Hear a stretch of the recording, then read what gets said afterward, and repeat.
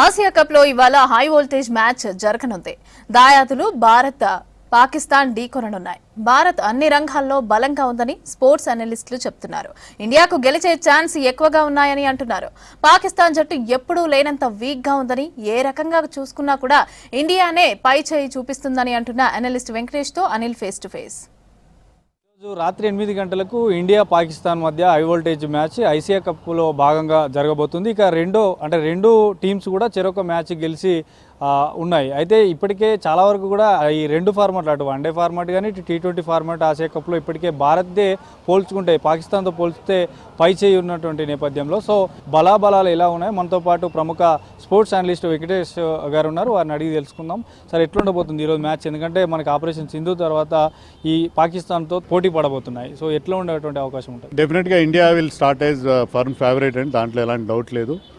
మన ఛాన్సెస్ నన్ను అడిగితే 70-30 అని చెప్తాను. అంత స్ట్రాంగ్గా ఉంది ఇండియన్ టీం. బ్యాటింగ్లో కానీ బౌలింగ్లో కానీ మన టీం పాకిస్తాన్ కంటే ఎన్నో మెట్లు పైన ఉందని చెప్పి మనం క్లియర్గా చెప్పచ్చు. అయితే మనం T20 ఫార్మాట్లో ఛాన్స్ ఫ్యాక్టర్ ఉంటుంది. వరుసగా 2-3 వికెట్లు పడినా, లేకపోతే వాళ్ళ బ్యాట్స్మెన్ ఎవరైనా ఒక అద్భుతమైన ఇన్నింగ్స్ ఆడినా వాళ్ళు గెలిచే ఛాన్స్ ఉంటుంది. కానీ ఇన్ జనరల్ మన టీంకు ఉన్న ఓవరాల్ స్ట్రెంత్ కానీ, మన టీంలో ఉన్న ఆల్రౌండర్స్ కానీ ఎప్పుడూ లేనంత స్ట్రాంగ్గా మన టీం ఉంది.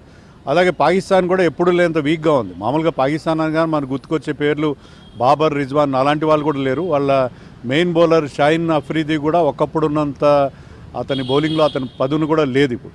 సో ఏ రకంగా చూసుకుని ఇండియా స్ట్రాంగ్గా ఉంది. ఒకటేంటంటే పాకిస్తాన్ టీంలో కొంతమంది టాలెంటెడ్ యంగ్స్టర్స్ ఉన్నారు.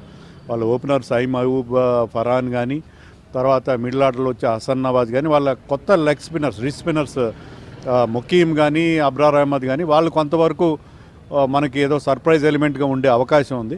బట్ మన టీంలో చూస్తే ఏంటంటే ఇప్పుడు మీకు అభిషేక్ శర్మ నుంచి స్టార్ట్ అయితే అప్ టు అక్షర్ పటేల్ మీకు బ్రహ్మాండమైన ఫైర్ పవర్ ఉంది బ్యాటింగ్లో.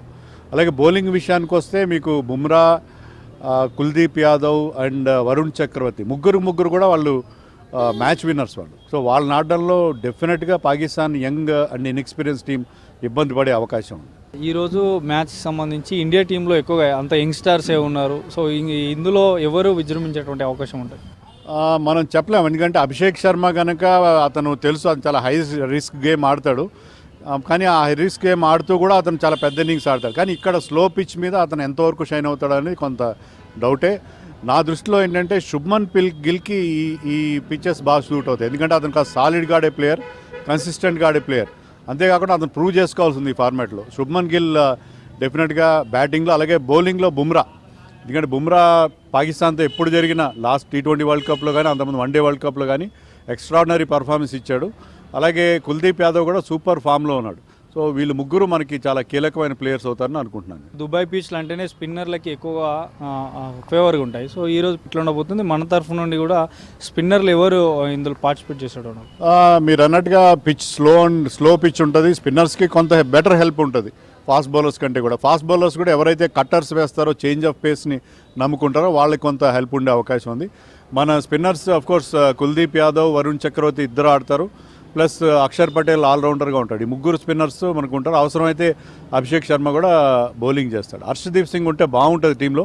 కానీ మనం ముగ్గురు స్పిన్నర్లను ఆడించుకోవాలంటే హర్షదీప్ని పక్కన పెట్టాల్సిన పరిస్థితి ఉంది. సో ఫస్ట్ మ్యాచ్లో ఏ టీం ఆడిందో సెకండ్ మ్యాచ్లో ఈ మ్యాచ్లో కూడా సేమ్ టీం రిపీట్ అయ్యే అవకాశం. టాస్ ఎట్లా ఉండబోతుంది? టాస్ గెలిస్తే ఎట్లాంటి చూస్ చేసుకుంటున్నారు? టాస్ గెలిస్తే మామూలుగా ఇన్ జనరల్ ఎప్పుడు కూడా మీకు T20 మ్యాచెస్లో ప్రతి టీం కూడా ముందుగా అపోజిషన్ని బ్యాటింగ్ చేయించి వాళ్ళ టార్గెట్ని చేంజ్ చేయడానికి ఇష్టపడతారు. ఇక్కడ కూడా అదే కావచ్చు. డ్యూ ఫ్యాక్టర్ పెద్దగా లేదు. కానీ టాస్ గెలిస్తే మన టీం ఖచ్చితంగా ముందు బౌలింగ్ తీసుకుంటుందని మనం ఎక్స్పెక్ట్ చేయొచ్చు. అండ్ ఈరోజు జరగబోయే మ్యాచ్కి సంబంధించి ఉత్కంఠగా ఎదురు చూస్తారు. ఎప్పుడైనా కూడా పాకిస్తాన్ మ్యాచ్ అంటే చాలా చిన్న నుండి పెద్దవారు చూస్తారు. సో ఈరోజు జరగబోయే మ్యాచ్ కొంత అవాయిడ్ చేస్తున్నారు. ఎందుకు? ఈ ఆపరేషన్ సింధూర్ తర్వాత, పహల్గామ్ అటాక్ తర్వాత జరగబోతుంది. కొంతమంది మాజీ క్రికెటర్లు కూడా బాయ్కాట్ చేస్తున్నామంటూ కూడా చెప్తున్నారు. సో దీనిపై ఏమంటారు?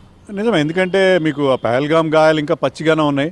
సో ఆ నేపథ్యంలో ఎవరు కూడా ఈరోజు మ్యాచ్ మీద ఇంతకుముందు ఉన్నంత ఇంట్రెస్ట్ లేదు. రెండోది ఏంటంటే విరాట్ కోహ్లీ, రోహిత్ శర్మ లాంటి ప్లేయర్స్ కూడా లేకపోవడంతో ఇంట్రెస్ట్ కాస్త తగ్గింది. పాకిస్తాన్ టీం వీక్గా ఉండడం, అదే టెన్షన్ లేదు, మనం గెలుస్తామో లేదో అనే భయం కూడా లేదు మనకి. అందుకని గతంలో ఉన్నట్టుగా ఇండియా పాకిస్తాన్ కాంటెస్ట్కు ఉన్న హైప్ కానీ, ఎక్సైట్మెంట్ కానీ ఈసారి డెఫినెట్గా మిస్ అవుతుంది. బీసీసీఐ నుండి కూడా చెప్తున్నారు ఇది ఖచ్చితంగా మ్యాచ్ జరిగితే పాకిస్తాన్కే డబ్బులు చేకూరుతాయి, పాకిస్తాన్ మళ్ళీ యుద్ధానికే ఆ డబ్బు వినియోగిస్తున్నారు చెప్తున్నారు, అది నిజమేనా? అంటే ఇది హోస్ట్ పాకిస్తాన్ కాదు కాబట్టి న్యూట్రల్ వెన్యూలో జరుగుతుంది. పాకిస్తాన్కి బోలంత ఆదాయం వచ్చే పరిస్థితి ఏం లేదు. ఇండియా ఈ ఏషియా కప్కి ఒప్పుకోవడానికి ప్రధాన కారణం ఏంటంటే మనం ఒలింపిక్స్ కూడా బిడ్ చేసే ఒక ప్రయత్నంలో ఉన్నాం. తర్వాత మనం ఇండియా ఈ ఏడాదిలో మరికొద్ది రోజుల్లో ఉమెన్స్ వరల్డ్ కప్ కూడా హోస్ట్ చేస్తుంది. సో ఇలా మనం ప్రతిసారి పాకిస్తాన్ని అవాయిడ్ చేస్తూ పోతే మనకే కొన్ని ఇబ్బందులు ఎదురయ్యే పరిస్థితి ఉంది. అందుకని ఒక బిగ్గర్ పిక్చర్ని దృష్టిలో పెట్టుకుని ఇండియా ఏషియా కప్లో ఆడుతుందని చెప్పి మనం ఎక్స్పెక్ట్ చేయాలి. భారత్లో నిర్వహించాల్సినటువంటి ఈసారి ఈ మ్యాచ్ కనుక సో ప్రజెంట్ అయితే దుబాయ్లో నిర్వహిస్తున్నారు ఈ ఆసియా కప్ను. సో దుబాయ్లో స్పిన్నర్లకు కొంత అనుకూలంగా ఉంటుందంటూ కూడా స్పోర్ట్స్ అనలిస్ట్ వెంకటేష్ గారు చెప్తున్నారు. Journalist Mahesh Anil V6 Hyderabad.